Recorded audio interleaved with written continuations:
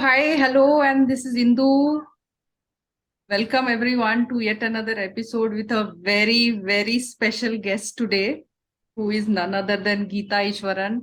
And trust me, she is someone who is a very reputed, I'll say, a teacher, a professor, a social worker, and who has worked for 30 plus years in the field, in this field. And uh, to be frank, she is someone who has a sincere dedication and commitment to impact life of many.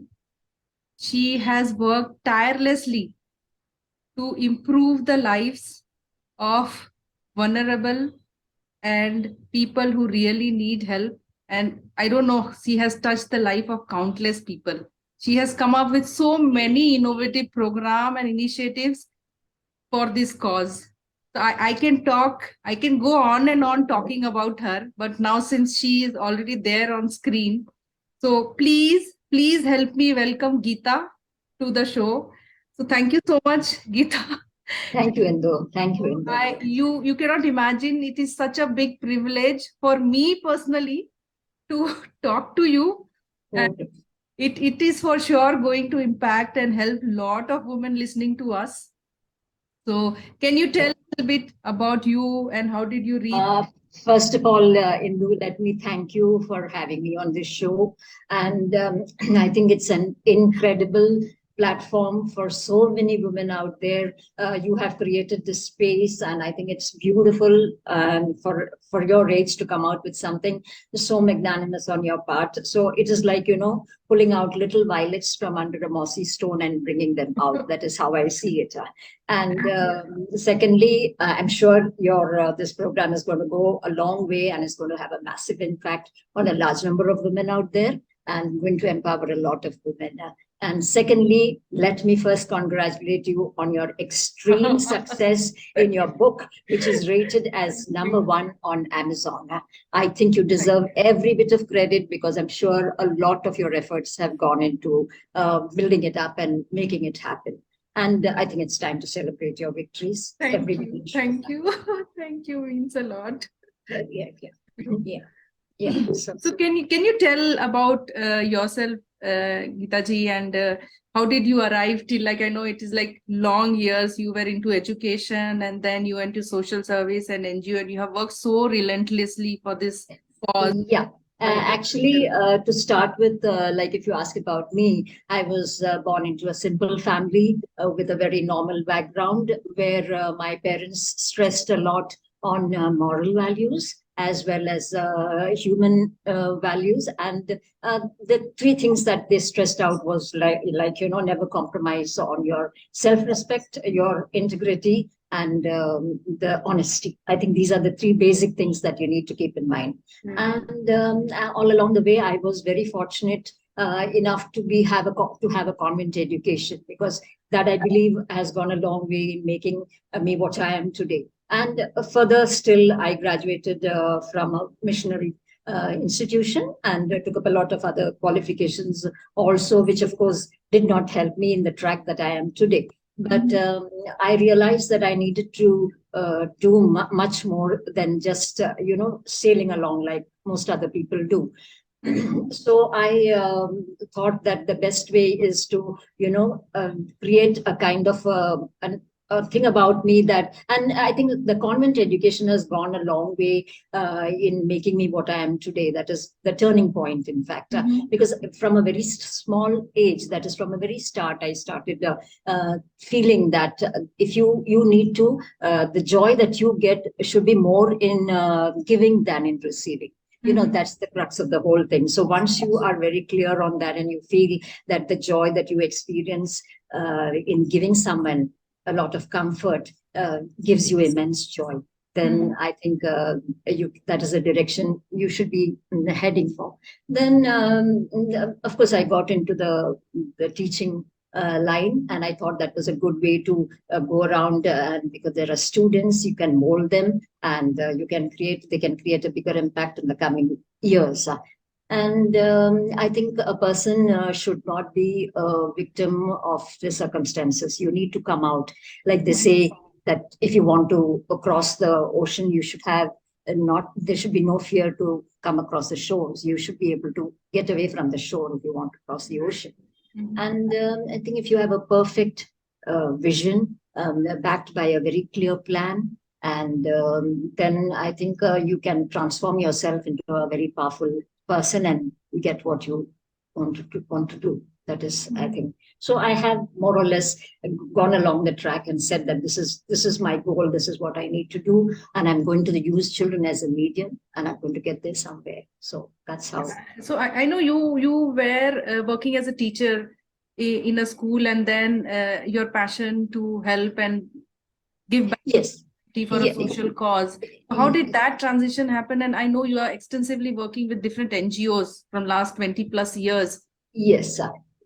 So how did this happen? See, initially, of course, as they say, teaching is one of the most noblest profession. So if you get into that, you're going to mold a whole lot of people. It's going to have a major impact. So while I was in the teaching, in that mainstream education, I realized that the children need to come out of the four walls of their education. It's not just about getting marks or reaching somewhere or reading on the top. It is like you need to face the harsh realities of life. You need to go out there, and I need to take the children out from the four walls. So I did that. I ensured that they got to face the harsh realities of life, took them to an orphanage, took them to a senior citizen home, made them aware of the environmental issues. And I said that if you're going to work on it and you're going to, it's going to have a major impact on your life. And that's how the transition started. So from there on, I think that this went on for about 20 years. And I'm very glad that even today, I have some of my students working with me on the same environmental issues. What I sort of spoke to them about, say, 30 years ago in their classrooms, it is echoing back to me, and they have joined hands with me. So it's been a marvelous journey. Oh, wow. So what you told is when you were working as a teacher, so as a part of the activity, so you used to take the kids to Yes, I used to ensure that the kids visited an old age home, so that the senior citizens, the elderly people who have been abandoned by their own children, there is a lot of loneliness in them. So the children, when you interact with them and you experience an inner joy, the little joy that you can give to them. At the same time, you go to an orphanage, and the impact that it'll have on these normal children is tremendous. There have been times when I've taken them and none of them wanted to get back to class. It was really like quite an effort on my part to get them back to studies, because this became a kind of a normal practice that they should go, they should visit, and they should actually see that. And I had a lot of parental support on this, because what the parents couldn't do at home, I was able to sort of do it for them. The school were happy, and I think there was a lot of encouragement for me on this in this area, and I felt that that is in fact a very good start for children from a very young age, and that's the best. That also gives them that shows them the reality of life. Yes, and it's very important, because see, today the generation that we live in, you don't have anything like we used to have something called moral science, which was a very part of our curriculum and our daily classroom activity. That is missing, and I don't know if it is not there totally, but it is missing in a lot of schools.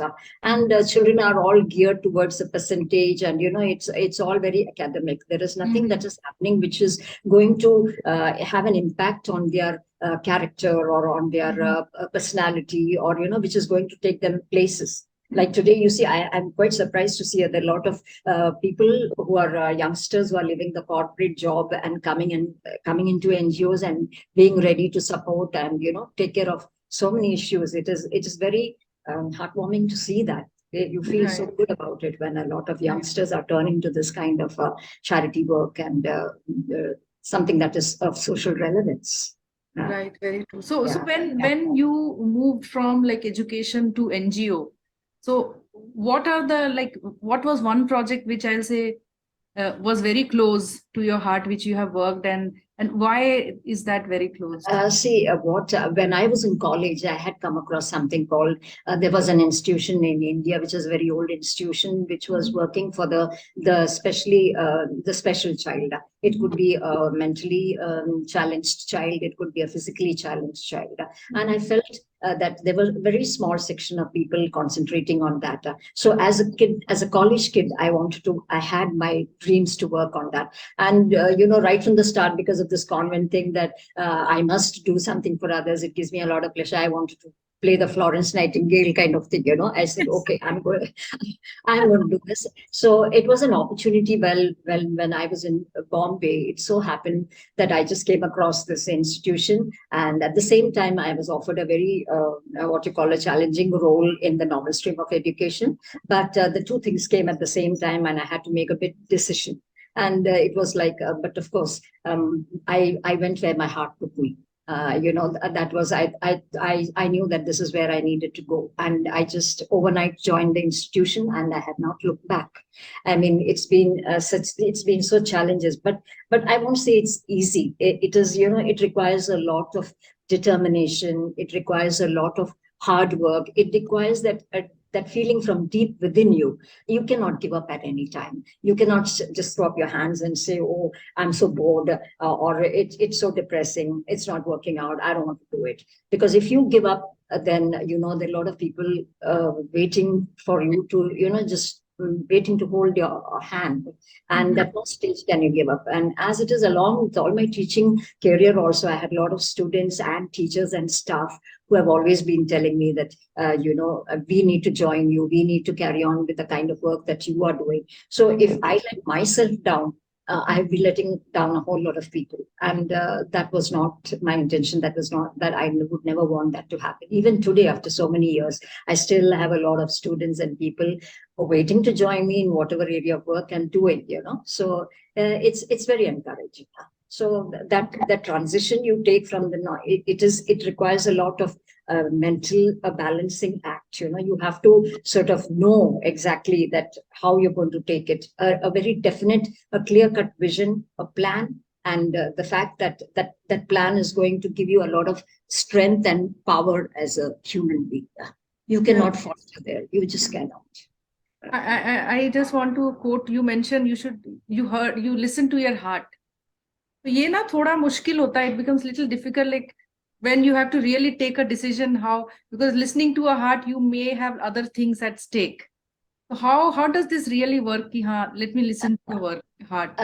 See, it is, you have to draw your priorities. There are many people who there is, if you say there is something called empathy and sympathy. Empathy is a God gift. It's a very powerful word. It's a very powerful gift from God.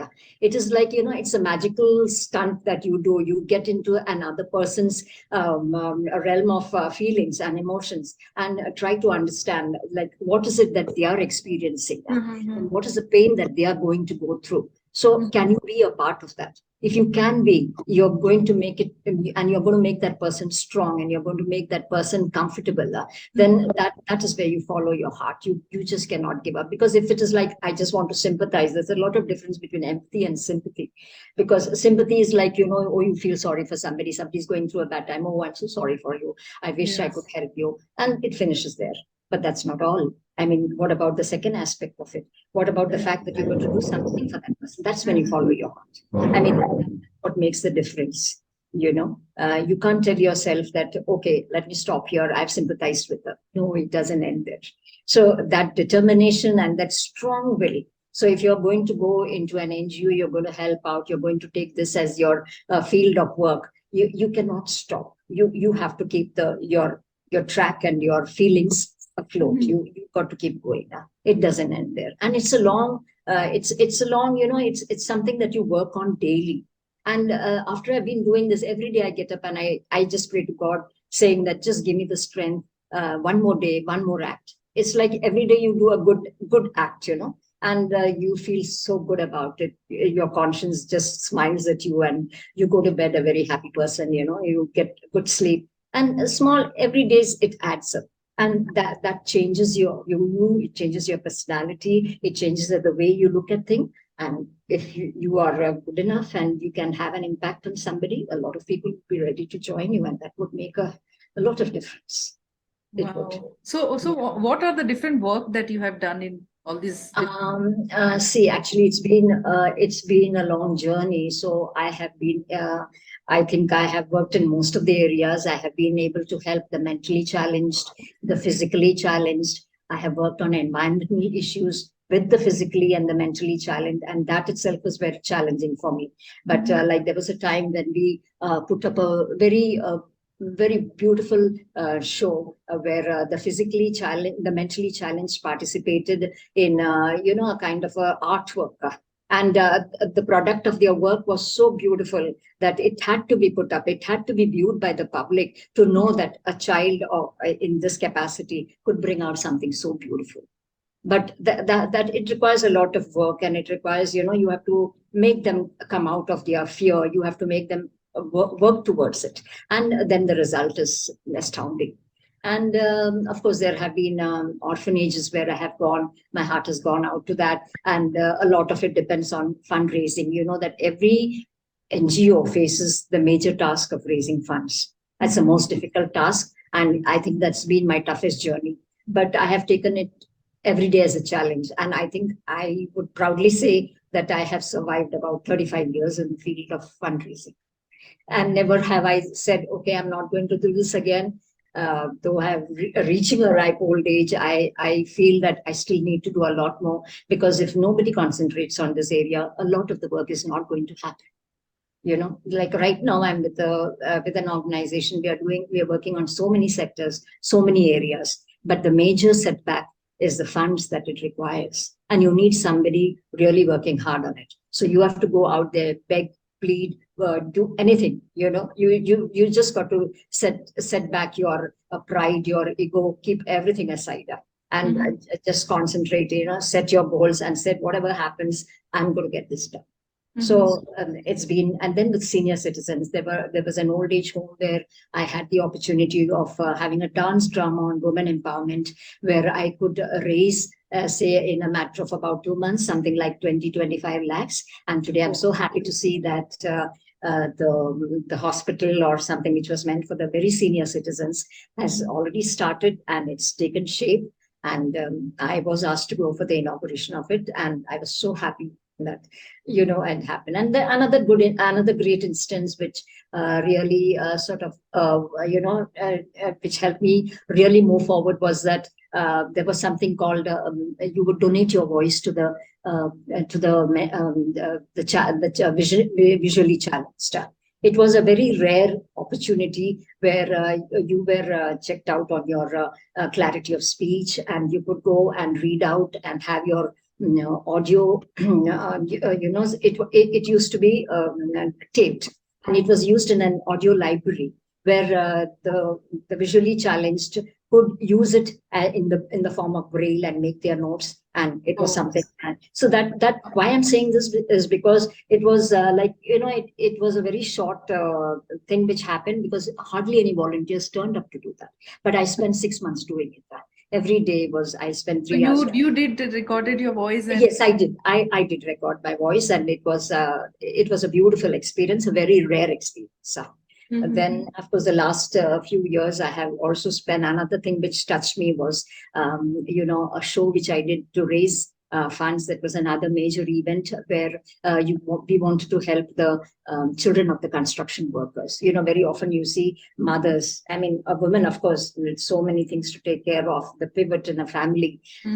She has got no option but to put her child wherever she's working, especially if it's a baby. So very often we see those sites, of little babies being cradled among cement and tartar and dust.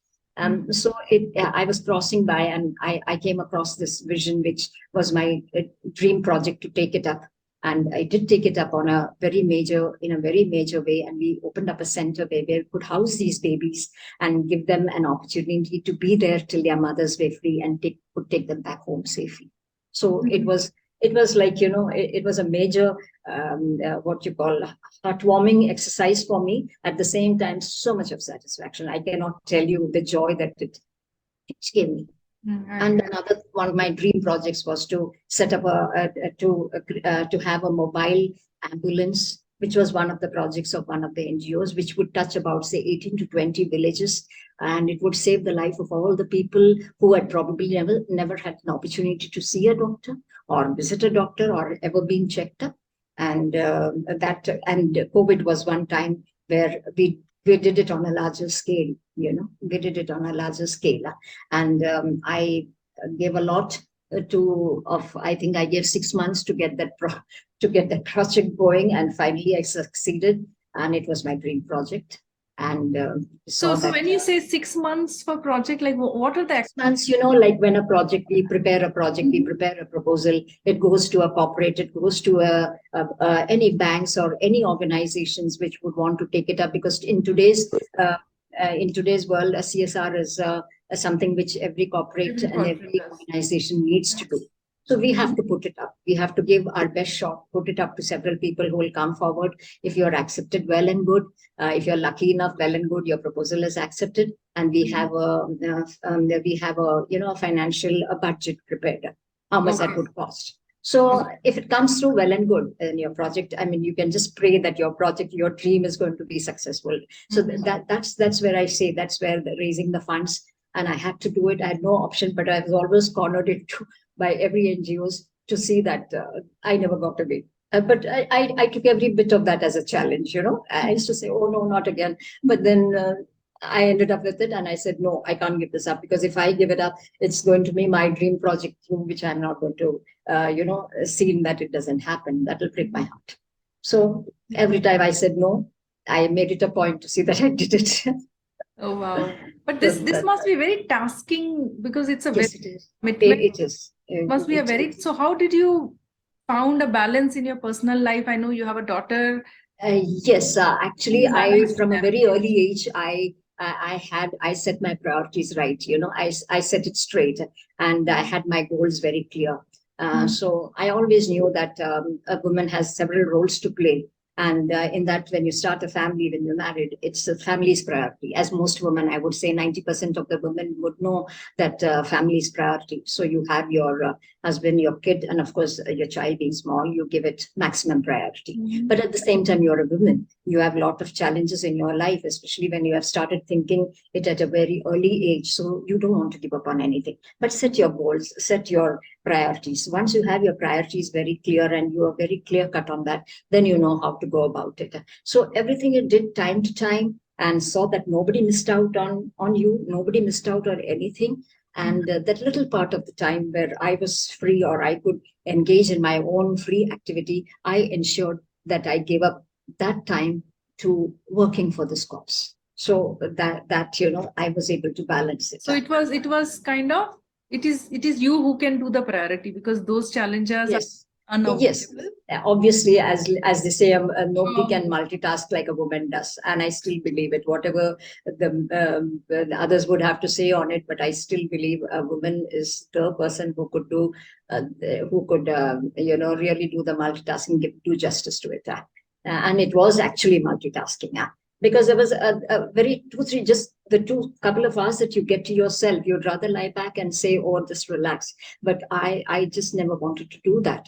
I wanted to take up everything that came my way, be it a Rotary, and I did participate, and in the Rotary activities, in the Lions Club activities, I set up an Ahmedabad environmental school where I was, and went into every areas that would, transform society, have an impact, and could bring in as many people as possible, and all the NGOs got the maximum benefit. Every section of society would benefit with your act. That's important. Wow. Yeah. Wow. Yeah. What I'll say, it is the drive that comes, like how passionate you are to take it. Absolutely. So it is. I have heard many who wants to take this initiative, but they think, if I have this and this, if I will be so and so, then I will do it. Yes, there are many. That is because you have not set your priorities right. You need to have a goal. You need to have that, that whatever happens, you have to keep aside yourself, that it has to be a selfless act. And Selfless. here, when I say selfless, it's very important because a lot of many time, if you have 2 hours to yourself, you'd rather spend it on yourself. But if you really set you, if this is your goal and this is what is your dream, you won't do that. You will Yes. ensure that you do a selfless act of giving that 2 hours to It's a somebody. selfless act. Maybe a child will smile, maybe a senior citizen will have something more to look forward to. In so many areas of work that you are there. Wow. Yeah. Yeah. That is so amazing to hear all this kind of work and how driven you are, because Actually, I it is see the self energy. I see the very. energy so much into, and no one can even believe if I tell the real age that you are. Oh, you can go ahead and try So that. beautiful, you're so charming, even at this age. So she's 60 plus, by the way. Or maybe nearing 70 to set it more right. Um, yeah, it is. I mean, it's the happiness. Like you have to, people go looking for happiness, but it's not that you will find it because the happiness is within you. You have Mhm. to create that and bring out the happiness that is deep within you. Mhm. That's where your joy lies. So once you do that, you keep yourself young, you'll keep yourself beautiful for others, and in so many ways you grow. It's Yeah, your growth too. That is, like they say, if you light a candle, you will also be lighting your own path. your own path. That's true. Just as you would be giving light to the other, you would be also lighting your own path. So just keep the flame going. That is what keeps the glow on you too. That's the main Sure. thing.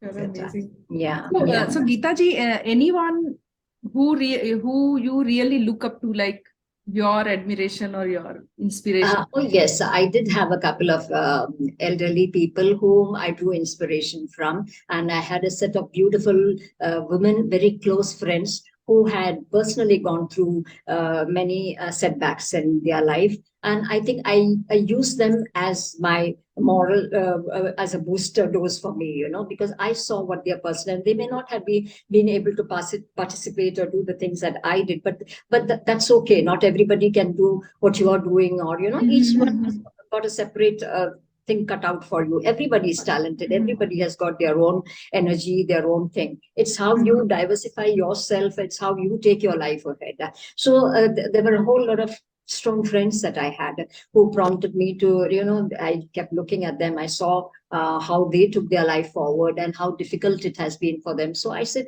if they can go through life so easily and smooth sail and always have a smile on their face, then why not I take that and keep the smile and do something for others? It's the That's same thing. I'm just doing it in a different way. That's the main thing. oh, So yeah, and there have been a lot many of my friends who have helped me move forward.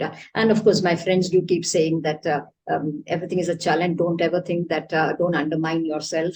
Don't ever feel you can't do it because there's nothing that you cannot do. It's, so they are kind it's of your biggest cheerleaders. Oh yes, they are even today, even today. Um, and of Great. course, I had my own doctor. Of course, I did face a lot of health issues, but it did not come in the way of my, moving forward or stopping me from doing what I wanted to do. My only advice my doctor gave me, which I think was a very clear advice, very, what you call a necessary advice, was she said, you want to keep doing the thing you're doing, you have to give yourself priority.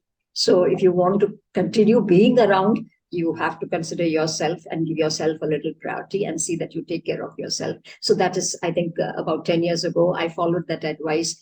And I think I'm still around being able to do it because I feel at every stage, even, when you go into a field where you are largely going to think about others, you don't put yourself, you don't give yourself priority. It happens over a period of time. Uh-huh. You become you take a step back and then don't look after yourself or don't give yourself that, but it is important at every stage to consider yourself as important and give yourself that you are also priority. Because to So help others, you have to be also yes, healthy and in that state of you mind. definitely need to be strong and you need to be healthy too. Otherwise you can never go anywhere. So that's it. So Mm. it is so amazing talking to you and knowing all these aspects of this wonderful work that you have done, Geetaji.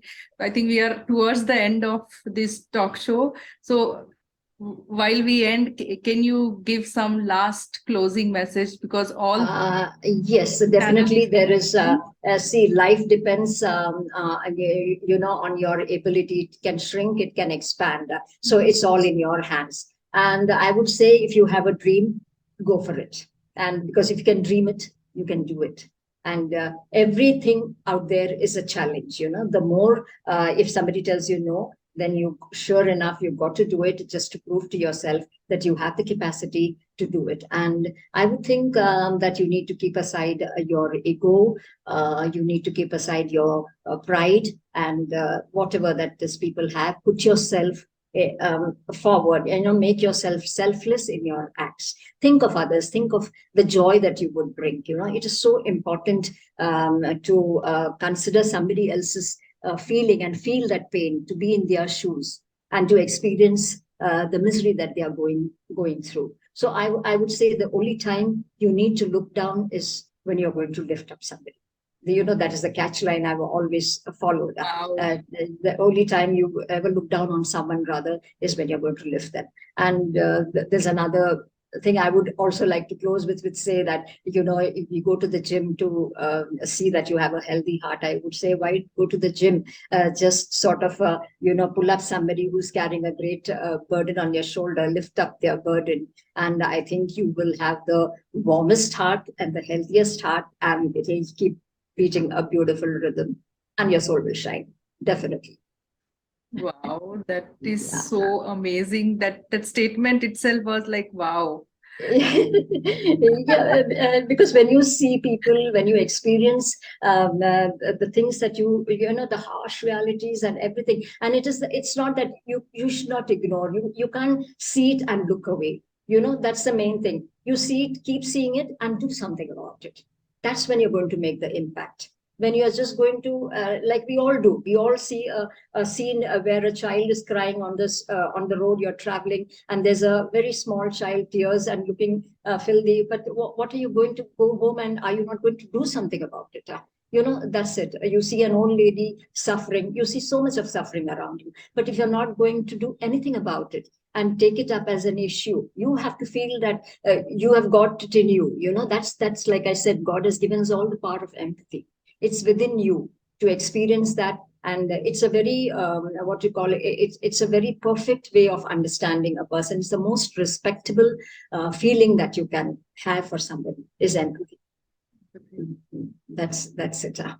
Wow, I think this definitely will at least kindle that that aspiration. Yeah, and I think your Just think platform is a about beautiful, yeah, and I think your platform is a beautiful place where I think somebody can come forward, share the experience, and I would think I would even like to use it as a platform to reach out to anybody who would be willing to join and take forward a job which we need to do together, because we all owe society something. It's yes. time that we all give back in our own way.